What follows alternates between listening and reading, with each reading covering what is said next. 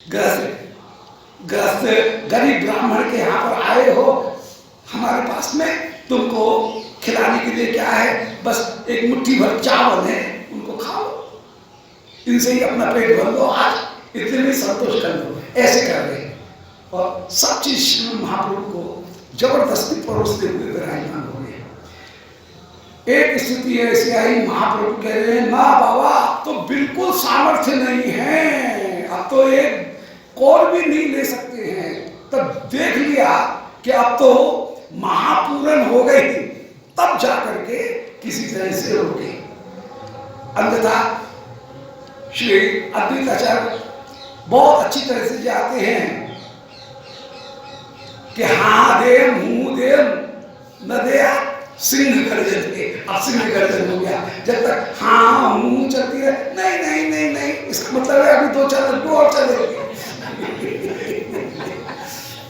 जब सिंह गर्जन हो जाए तो समझना चाहिए हाँ अब पूरा हो गया।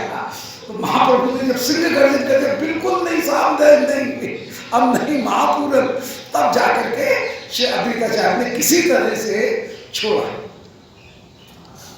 श्री महाप्रभु कह रहे हैं अब तुम लोग भोजन करो।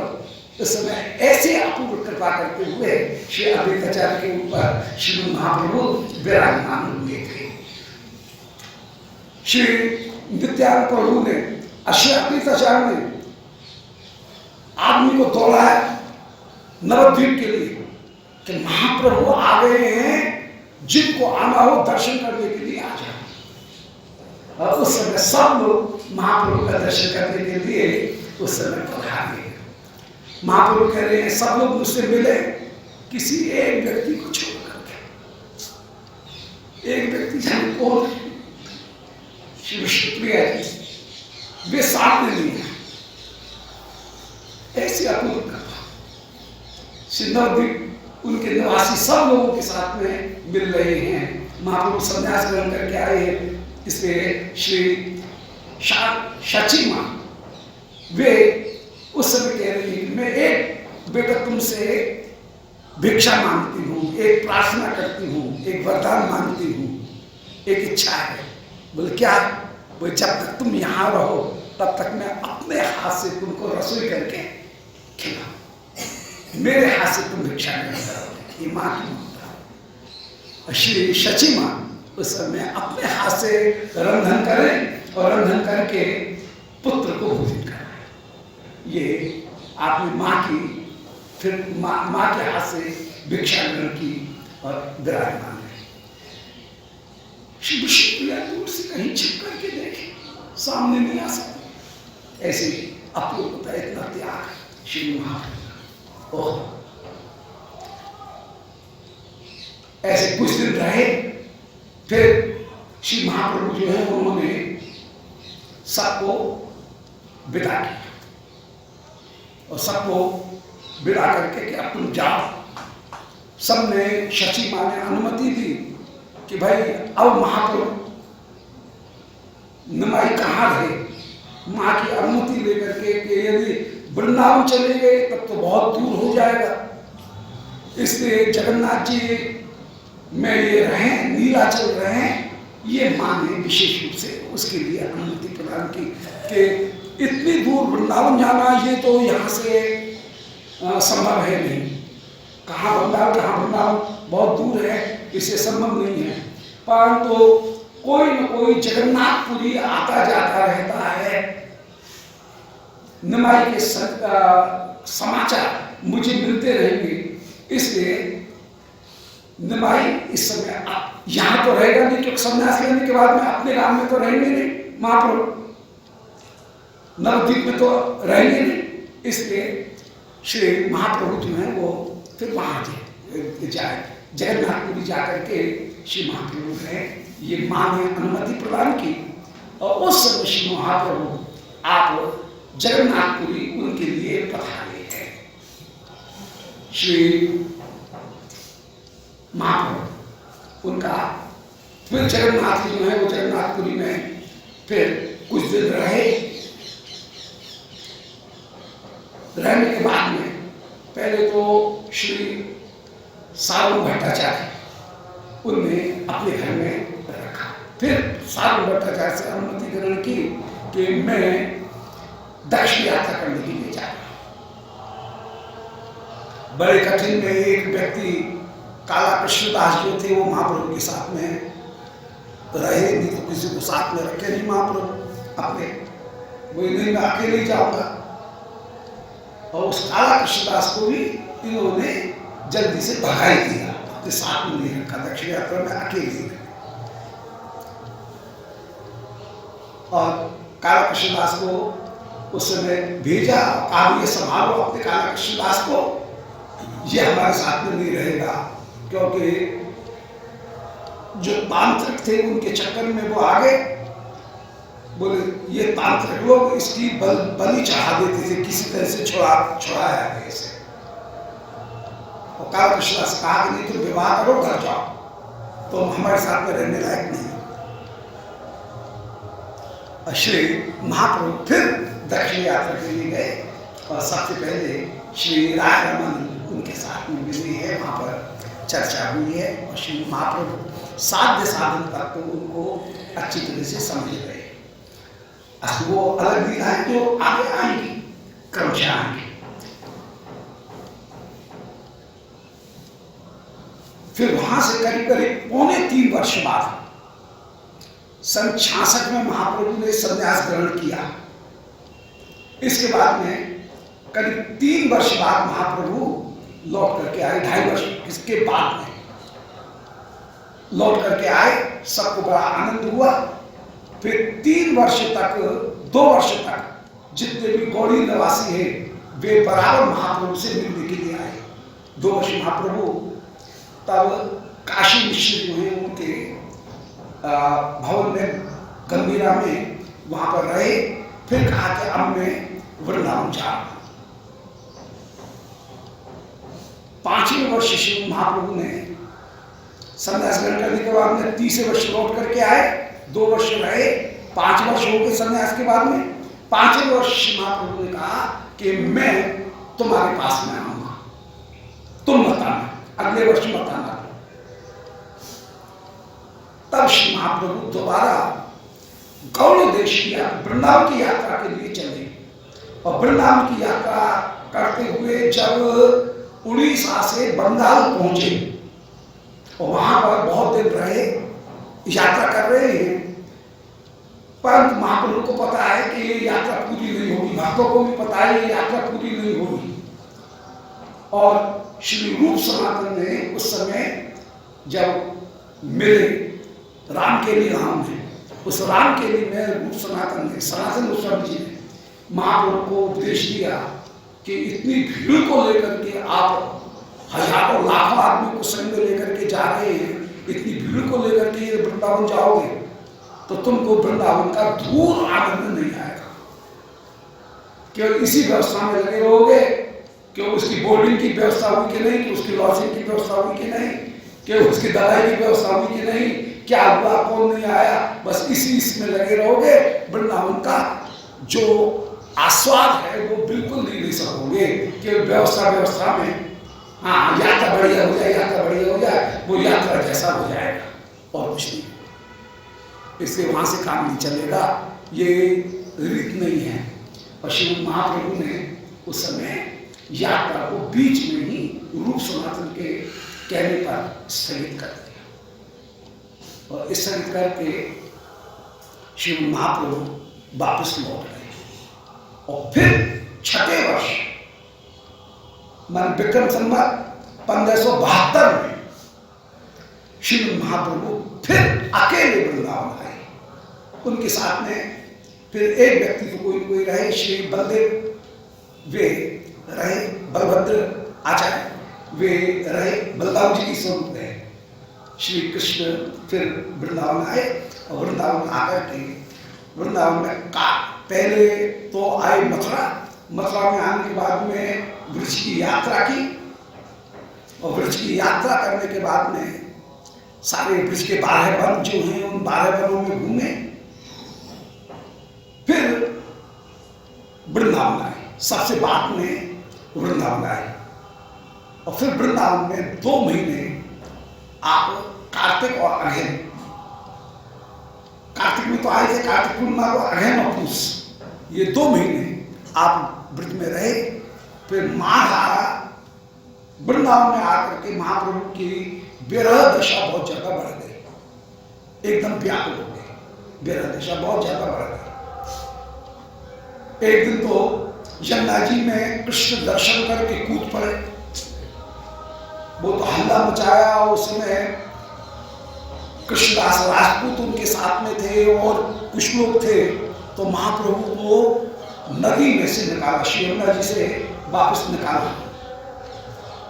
और उस समय श्री बलभद्र आचार्य बोले, भाई मेरे बस की बात नहीं है, इनकी दशा प्रेम में विफलता ऐसी है कि इसको संभालना बड़ा कठिन है, इनको हमारे बस की बात नहीं है, इनको कैसे संभाला जाए, अब तुम जानो, इनको कोई उपाय करो। और उस समय सबने कहा कि नहीं नहीं, इनका हो गई वृंदावन यात्रा, इनको वापस लौट जाना चाहिए। तब हम चलो वृंदावन में विचरण कर रहे हैं, वृंदावन में विचरण करते कर रहे हैं, ऐसा करते हुए यमुना जी किनारे किनारे उस समय ले गए। और तब जाकर के जब प्रयाग में पहुंचे, उल्टे चलते चलते यमुना जी किनारे किनारे चलते चलते प्रयाग में जब पहुंचे, तब पता लगा है गंगा जी कहां से दिख रहे हैं, इनको होश आया। मार्ग में जो यवन हैं उनके साथ में भी वार्तालाप हुआ, यवन आचार्य जो थे यवनों के गुरु, उनके साथ में भी महाप्रभु की वार्तालाप हुई।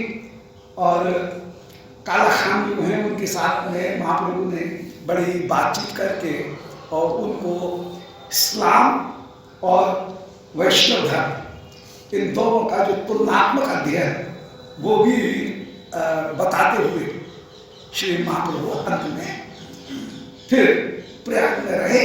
और प्रयाग में रहने के बाद में तब तक श्री रूप गोस्वामी जी इनसे मिल गए। प्रयाग में 10 दिन तक रूप गोस्वामी जी को श्रीमद् महाप्रभु ने उपदेश दिया रस तत्व का।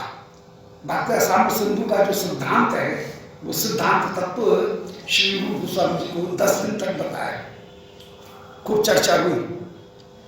फिर रूप गोस्वामी जी के ऊपर कृपा करके रूप को आपने वृंदावन भेजा कि जाओ तुम वृंदावन जाओ। फिर कुछ दिन रहने के बाद में माने मकर संक्रांति पर पहुंच गए थे श्री महाप्रभु। मकर संक्रांति का प्रयाग में स्नान, त्रिवेणी जी में स्नान किया और त्रिवेणी जी में स्नान करके फिर मकर संक्रांति में कुछ दिन रह करके फिर श्री महाप्रभु आप लौट करके काशी गए। उसी का वर्णन कर रहे हैं 38वीं प्यार कि वृंदावन यानी थे प्रभु रोहिला काशी। पहले जब आ रहे थे उस समय भी काशी में रहे और लौट करके भी फिर काशी में महाप्रभु गए, काशी में कुछ देर विराजमान हुए। तो वृंदावन यानी थे प्रभु रोहिला काशी थे। वृंदावन जैसे जब महाप्रभु लौट के वृंदावन आ रहे थे उस समय काशी में रहे और मायावादी गण तारे लागिले निर्मित, जितने भी मायावादी गण थे वे महाप्रभु की निंदा करने लगे। तो जब वृंदावन आ रहे हैं उस समय तो महाप्रभु ने उद्धार किया प्रकाशानंद जी का, और जब जा रहे हैं लौट करके गए जगन्नाथपुरी, उस समय श्री महाप्रभु की भेंट हुई सनातन गोस्वामी जी से। और सनातन गोस्वामी जी के साथ में 2 महीने महाप्रभु वहां पर काशी में रहे और महाप्रभु के साथ में सनातन गोस्वामी जी के साथ में जो उपासना तत्व है उस उपासना तत्व का श्री महाप्रभु ने सनातन गोस्वामी जी के साथ में खूब चर्चा की और उनको सिद्धांत जो ऐश्वर्य माधुर्य भगवत तत्व ये जितने भी तत्व हैं उन तत्वों का खूब सत्संग श्री सनातन गोस्वामी जी के साथ में किया। 2 महीने रहने के बाद में सनातन गोस्वामी जी के ऊपर कृपा की और कहा तुम्हारे भाई गए हुए हैं वृंदावन, अब तुम भी वृंदावन जाओ, मैंने तुम्हारे पूरे परिवार के लिए वृंदावन ही स्थिर किया है, तुम वृंदावन जाओ। ऐसा कहकर के सनातन गोस्वामी जी को भेजा। संयोग की बात यह हुई कि इधर वृंदावन में रूप गोस्वामी जी को ये पता लगा कि सनातन आए हुए हैं छूट करके जेल से श्रीमद् महाप्रभु के पास में काशी में आए हुए हैं, और काशी में महाप्रभु के साथ में उनकी चर्चा हुई है, महाप्रभु मिले हैं। तो सनातन गोस्वामी जी की कुशल पूछने के लिए, मिलने के लिए, और महाप्रभु का दर्शन हो जाएगा काशी में, ये जल्दी जल्दी गए श्री रूप गोस्वामी जी। अब जब जल्दी जल्दी गए तो श्री सनातन गोस्वामी जी तो वृंदावन आ गए, और रूप गोस्वामी जी उस समय काशी पहुंचे। वहां पता लगा कि महाप्रभु यहां से जा चुके हैं, तो दोनों की भेंट नहीं हुई और क्रॉस हो गया बिल्कुल। तो ये मिल नहीं पाए, दोनों मिल नहीं पाए। श्री रूप गोस्वामी जी फिर मन में विचार कर रहे हैं कि जब यहां तक आ गए हैं तो अब चलो महाप्रभु का दर्शन करके चलेंगे। ये संकल्प लेके चले थे कि महाप्रभु का दर्शन हो जाएगा, तो अब यहाँ तक काशी तक आ गए हैं, तो अब एक बार महाप्रभु का दर्शन करके जाए। तो फिर श्री सनातन रूप गोस्वामी जी आप पहुंचे जगन्नाथपुरी, और इधर से सनातन गोस्वामी जी भी ये सुन करके कि अरे रूप मुझसे मिलने के लिए गए हैं, महाप्रभु का दर्शन करने के लिए गए हैं, चलो एक बार महाप्रभु का फिर से दर्शन करें। तो वृंदावन आने के बाद में फिर सनातन गोस्वामी जी भी गए, और रूप सनातन दोनों से फिर जगन्नाथपुरी में श्रीमद् महाप्रभु की द्वितीय भेंट हुई। ये द्वितीय क्या तृतीय भेंट समझ लो। पहली भेंट हुई महाप्रभु की गौड़ देश की यात्रा के समय, उस समय तो ये हुसैन शाह की सेवा में थे, हुसैन शाह के सर्विस में थे और बड़े राजकीय पद के ऊपर थे उस समय रूप सनातन। दूसरी जो भेंट हुई वो दोनों के ऊपर अलग अलग कृपा हुई, और फिर तृतीय जो भेंट हुई वो तृतीय भेंट फिर जगन्नाथपुरी में श्री महाप्रभु का दर्शन किया। उस समय आनंदपुर हंस यात्रा के अवसर पर रहे, और श्री रूप गोस्वामी जी ने जो नाटक लिखे उन नाटकों के विषय में भी श्री महाप्रभु ने उस समय पूछा, और महाप्रभु ने इनकी बहुत बड़ाई की। तो ये संक्षेप की बात हुई। अब श्री महाप्रभु जिस समय वृंदावन आ रहे थे और काशी में बीच में मुकाम किया, रुके, उस समय मायावादी गण इनकी निंदा करने लगे। सन्यासी हव्या कौन गायन नाचन गायन, वो सन्यासी होकर के क्या नाचना गायन करते हो? अरे तुमको तो उपनिषद कथा सुननी चाहिए, उपनिषदों का के ऊपर विचार करना चाहिए, वो तो करते नहीं हो, और गाते की नृत्य कीर्तन करते हो, कीर्तन करते हो। ना करे वेदांत पाठ करे संकीर्तन, महाप्रभु की निंदा करे, वेदांत पाठ तो करते नहीं है, वेदांत उपनिषद पढ़ना चाहिए, वो तो करते नहीं है, और केवल कीर्तन करते हो, कीर्तन कर रहे हो, ये कहानी बात है। सब लोग कह रहे हैं निंदा में, मूर्ख सन्यासी निज धर्म नहीं जाने। बोले अरे जो अपने धर्म को नहीं जाने ऐसे सन्यासी को क्या कहा जाए? कुछ ऐसे कहा जाएगा? भावुक भैया, केवल भावुक होकर के फिर भाव के समय कुछ भावुक जनों को संग में लेकर के भावुक होकर के ये विचरण कर रहे हैं, और नाचते गाते हुए विचरण कर रहे हैं।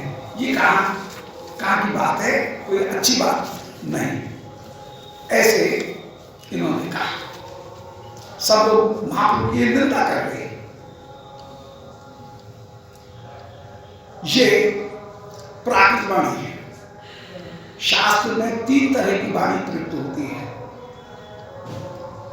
एक वाणी है जिसको प्राकृत भाषा कहते हैं, जैसे सन्यासीगण महाप्रभु की निंदा कर रहे हैं, इसका नाम प्राकृत भाषा है, प्रकृत में जैसे बोलेंगे। और दूसरी जो भाषा है वो है समाधि भाषा, श्रीमद् भागवत में भी। और दूसरी भाषा है परमत भाषा। एक प्राकृत भाषा, दूसरी परमत भाषा, और तीसरी भाषा जो है उसका नाम है समाधि भाषा। श्रीमद् बल्लभाचार्य चरण ने तीन भाषाओं का सोनी जी ने कहीं उल्लेख किया कि श्रीमद् भागवत में तीन तरह की भाषा है। इनमें सबसे ज्यादा प्रमाण जो है वो प्रमाण समाधि भाषा को माना जाएगा, परमत भाषा को भी प्रमाण नहीं माना जाएगा, और जो प्राकृत भाषा है उसको भी प्रमाण नहीं माना जाएगा। अब प्राकृत भाषा कौन सी? जैसे ये सन्यासीगण जैसे महाप्रभु की निंदा कर रहे थे कि अरे सन्यासी होकर के वेदांत का पाठ तो करते नहीं है और अज्ञ होकर के भावजनों को लेकर के नाचते गाते हैं। अब ये भाषा बोलचाल की भाषा है, प्राकृत भाषा, ये प्रमाण नहीं है। कोई इस पंक्ति को प्रमाण के रूप में प्रस्तुत नहीं कर सकता है। कंस यदि कृष्ण की निंदा कर रहा है, जरासंध कृष्ण की निंदा कर रहा है, तो वो जो भाषा है, निंदा की जो वचन है, कथा में तो आएंगे, मूल में ग्रंथ में तो लिखे ही होंगे, परंतु वे प्रमाण नहीं है। उनके द्वारा कृष्ण का स्वरूप कोई स्थापित नहीं कर सकता है। इसी तरह से दूसरी भी जो भाषा होगी वो कौन सी होती है? परमत भाषा। परमत भाषा वो जैसे कहीं पुत्र प्राप्ति करने के लिए पुंसवन व्रत की महिमा का गायन किया गया कि पुंसवन व्रत करने से पुत्र की प्राप्ति होती है, और उसमें बड़ी पुत्र की महिमा या पत्नी की महिमा उनका वर्णन किया गया। अब ये परमत भाषा है, माने ग्रंथकार का मत नहीं है। ये एक प्रसंग आ गया, इसलिए प्रसंग आने पर संसार की, स्वर्ग की, पुत्र की, धन की, इनकी महिमा का गायन कर दिया गया, परंतु वो सिद्धांत नहीं है। जो समाधि भाषा होगी, ग्रंथ का जो तात्पर्य है वो है सत्ता झारवंश। ये जो है भक्ति ही परम पुरुषार्थ है, ये स्वमत भाषा है, इसको ही हम समाधि भाषा कहेंगे। तो वो समाधि भाषा जो है वो ही मुख्य होती है। तो यहाँ पर सन्यासियों ने ऐसा ही उल्टा सीधा कहा, ए सुनिया प्रभु हासे मने मोने। ऐसा सुनकर के प्रभु मनी मन में हंस रहे हैं और उपेक्षा कर संभाषण है। महाप्रभु उपेक्षा कर रहे हैं, किसी से बात ही नहीं करते हैं। बोले हाँ कह रहे हैं भैया, कहने दो, मुन्ने मुन्ने मतलब भिन्ना, अलग अलग बुद्धि है, किसी की जवान को पकड़ा नहीं जा सकता है। अब ये थोड़ी है कि सब हमारे अनुकूल ही हो, ऐसा तो विश्व में संभव नहीं है कि हम सबको पसंद कर सकें और सब हमारे अनुकूल हों। ये तो कभी विचार करना नहीं चाहिए। सर्वजन समाराधन कभी भी विश्व में संभव है ही नहीं कि कोई व्यक्ति हर एक व्यक्ति को पसंद कर दे, ये कभी संभव नहीं है। सर्वजन समाराधन कभी संभव है ही नहीं। तो ये महाप्रभु ऐसी स्थिति में महाप्रभु जो निंदा करने वाले हैं उनसे बहस भी कर रहे हैं, उनकी उपेक्षा करते हुए चले जा रहे हैं, ना कहीं संभाषण नहीं कर रहे हैं। उपेक्षा कर लिया कई मथुरा दमन, उन सब की उपेक्षा करते हुए सन्यासियों की भी श्रीमद् महाप्रभु मथुरा आए। जो संतगण हैं वे तो कई बार बड़े प्रसन्न होते हैं, कोई कहीं उनकी निंदा सुनते हैं, बोले बड़ी अच्छी बात है, बुद्धि ठिकाने आ गई हमारी, नहीं तो थोड़ा सा अनुमान बढ़ गया था। कोई निंदा करता है, डांटता है, तो इसका मतलब बुद्धि ठिकाने आ गई, वो हितैषी है। निंदक नियरे राखिए आनंद को पिछवा, उसको पास में रखना चाहिए, अच्छी बात है। निंदा सुनने की भी हिम्मत और आदत व्यक्ति को रखनी चाहिए। उससे हम कैसे अपने आप को सुधारें और अपनी जमीन को पकड़ करके रखें। जिस जमीन पर आए, जो भजन के बारे में आए हैं, उसको पकड़ करके रखें। मथुरा देखिए पुनः कई आगमन, और मथुरा देख करके, मथुरा से होकर के फिर बड़े अभी जो चरित्र वर्णन कराए, मथुरा से लौट करके आए, तब प्रयाग पहुंचे, और प्रयाग के बाद में रूप गोस्वामी जी को उपदेश देकर के वृंदावन भेज करके फिर पुनः कई आगमन, काशी में दोबारा महाप्रभु ने आगमन किया। अब यहाँ पर कह रहे हैं, काशी के लेखक शुद्ध चंद्रशेखर तार घरे रहेगा प्रभु स्वतंत्र ईश्वर। काशी में एक चंद्रशेखर जी विराजमान है, परम विनम्र, जन्म से शरीर से कहीं थोड़े छोटे हैं, कायस्थ जाती हैं और काशी के लेखक शूद्र श्री चंद्रशेखर जो हैं उनको यहाँ शूद्र कहा गया। शूद्र कहने का मतलब यह है कि अपेक्षाकृत थोड़ी छोटी जाति है। तार घर रहे प्रभु स्वतंत्र ईश्वर, श्री प्रभु उनके घर में रहे, चंद्रशेखर उनके रहे। ये चंद्रशेखर लिखियां हैं, पुस्तकों को लिख करके अपना आजीविका चलाते हैं। पुस्तक आती है इनके पास में, उसकी प्रतिलिपि करके लिख करके देते हैं। हस्ताक्षर बड़े सुंदर है और पुस्तकों की नकल करने वाले। पहले लिखिया होते थे, उन लिखियाओं की बड़ी अपनी महिमा, और उन लिखियाओं में बड़े सुंदर सुंदर पुस्तक वस्तुएं लिखी। ग्रंथ लिखने के बाद में, नकल करने के बाद में, और पीछे कह रहे हैं कि भैया बड़े कठिन से मैंने ग्रंथ लिखा है, जिसके भी हाथ में जाए संभाल करके रखना। ध्वस्त नेत्र कटिक ग्रीवा नहीं, भुग्न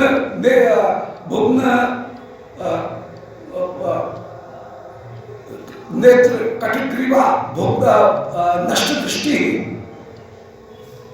कष्टेन लिखितम ग्रंथम यत्नेन परपाले। इस ग्रंथ को लिखने में मेरी आंखें की रोशनी चली गई है, लिखते लिखते आंख गड़ाते गड़ाते मेरी गर्दन, मेरी कमर ये झुक गई है, अब सीधा खड़े नहीं हुआ जाता है। इसलिए बड़े कष्ट से मैंने ग्रंथ लिखा है। तेल से बचाना, पानी से बचाना, धूल से बचाना, इस ग्रंथ को संभाल करके रखना, मेरी मेहनत को कुछ आदर देना, जिसके पास में ये ग्रंथ पहुंचे। तो मैंने पुस्तकों को संभाल करके रखना, ये भी बड़ी बहुत बड़ी बात है। तो भोग्न पृष्ठ कटिग्रीवा ध्वस्त दृष्टि अधोमुख कष्टेन लिखितम ग्रंथम यत्नेन परपाले। कई पुरानी पुस्तकें हैं हस्तलिखित घर में विराजमान है, तो उन पुस्तकों के पीछे लिखा हुआ है कि भोग्न पृष्ठ कटिग्रीवा, मेरी पीठ ग्रीवा कमर ये झुक गई है, लिखते लिखते झुके झुके। और ध्वस्त दृष्टि, आंखों की रोशनी खराब हो गई है। अधोमुखा, मेरी पाचन शक्ति खराब हो गई है, अधोमुख जो खाता हूं उल्टी हो जाती है। बड़े कष्ट से मैंने ग्रंथ लिखा है, इसलिए इस मनुस्क्रिप्ट को बड़ा संभाल करके रखना, इसका पालन करना। तो ये चंद्रशेखर वे लिखियां हैं और बड़े प्रसिद्ध लिखियां हैं। काशी में रहे, काशी पंडितों की जगह है और वहां पर पुस्तक की जरूरत पड़े, इसलिए पुस्तकों की प्रतिलिपि पहले छपाई तो थी नहीं, हाथ से लिखी जाती थी। तो वो कह रही तार घरे रहे प्रभु उनके घर में रहे, स्वतंत्र ईश्वर। इसमें कोई आश्चर्य की बात नहीं है, ईश्वर है, स्वतंत्र है, किसी के घर में रह रहे, फिर भी महाप्रभु मर्यादा का निर्वाह करने के लिए तपन मिश्र घरे भिक्षा निर्वाह, श्री तपन मिश्र उनके घर में भिक्षा करते हुए अपना निर्वाह कर रहे हैं, जीवन यात्रा। श्री महाप्रभु की तपन मिश्र के साथ में भेंट हुई थी जब महाप्रभु गृहस्थ आश्रम में थे और आप बांग्लादेश, ढाका, पूर्व बंगाल, पश्चिम बंगाल से पूर्व बंगाल में महाप्रभु गए। पहला विवाह हो चुका था लक्ष्मी प्रिया जी से, और नव विवाहिता पत्नी को माँ की सेवा में छोड़ करके, शची माँ की, और श्री महाप्रभु आप आजीविका के लिए, कुछ कमाने के लिए घर में थोड़ी सी खिंचा, ईश्वर कैसे खिंचा हो गया लीला है, थोड़ा सा कहीं हाथ थोड़ा सा खिंच रहा है, इसलिए तो कुछ कमाई करने के लिए ईश्वर होकर जगत के जगन्नाथ होते हुए भी श्री महाप्रभु कुछ कमाई करने के लिए आप पूर्व बंगाल में गए और वहां पर अपनी पाठशाला महाप्रभु ने खोली। वहां पर खूब महाप्रभु का यश और सारे विद्यार्थी इकट्ठे होते थे और महाप्रभु को ला करके भेंट प्रदान करें। इनके विद्यार्थियों के जो गार्जियन हैं, संरक्षक, वे भी महाप्रभु के भक्त हो गए, महाप्रभु को भेंट पूजा प्रदान कर रहे हैं। महाप्रभु के पास में पर्याप्त धन हो गया, परंतु साल भर रहने के बाद में महाप्रभु पूजा में क्या मन उचिता कुछ आभास हो गया कि कहीं कुछ गड़बड़ हो गई है घर में। पूर्व नदिया में श्री लक्ष्मी प्रिया जी अंतर्धान हो गई थी। इसी बीच किसी बेरा ने ही सर्प बन करके लक्ष्मी प्रिया जी का दर्शन कर दिया था इसी बीच। और महाप्रभु के पास में सूचना नहीं पहुंची, परंतु महाप्रभु को कुछ आभास हो गया कि कुछ में गड़बड़ जरूर है, मन ही उचट गया एकदम। तो महाप्रभु वहां से छोड़ करके वापस लौट करके आ रहे थे, और उस समय महाप्रभु अपने सामान की पैकिंग करवा रहे थे। बिस्तर बिस्तर बंध रहे हैं और जाने के लिए, लौटने के लिए सामान की पैकिंग हो रही है। और उसी समय तपन मिश्र महाप्रभु के पास में आ गए और बोले, महाराज ब्राह्मण हैं, बहुत अच्छे दक्षिण के थे, परंतु कहीं ये भी अपनी आजीविका के लिए ये बसे, तो जाकर के पूर्व बंगाल में पहले तो एक ही था, कोई ये राज्य की सीमाएं तो नहीं है, तो बंगाल तो आप अब बना, बाद में बना पूर्वी पाकिस्तान और पश्चिमी पाकिस्तान, ये फिर पाकिस्तान के बाद में बांग्लादेश बना, तो ये तो बहुत बात की बात है। तो उस समय तो सब एक ही था। तो श्री महाप्रभु वहाँ पर आनंदपूर्वक अपना सामान पैक कर रहे हैं। उस समय श्री तपन मिश्र महाप्रभु के पास में आए और बोले कि साधन साध्य तत्व इनके विषय में मैंने बड़े शास्त्रों को पढ़ा है, पर बड़ा कंफ्यूजन है, निर्णय नहीं हो पा रहा है कि क्या जीवन का क्या साध्य है। सब तरह की बातें मिलती हैं, कर्म में जाओ तो कर्म की बात, ज्ञान में जाओ ज्ञान की, योग में जाओ तो योग की, सिद्धियों में जाओ तो सिद्धियों की। कुछ निर्णय नहीं कर पाता हूं किसकी आराधना कैसे की जाए, साध्य साधन तत्व का निर्णय नहीं। अब महाप्रभु अपने सामान की पैकिंग करने में लगे हुए हैं। तो महाप्रभु ने चलते चलते उस समय सर्वप्रथम श्री तपन मिश्र जी को 32 अक्षर का 16 नाम वाला और 8 जिसमें जोड़ा है ऐसा एक मंत्र कृपा करके प्रदान किया। हरे कृष्ण कृष्ण कृष्ण हरे हरे, हरे राम राम राम हरे। और ये कहा कि इस मंत्र का तुम जब करोगे तो साधन साध्य तत्व सब कुछ तुम्हारी समझ में अपने आप आ जाएगा।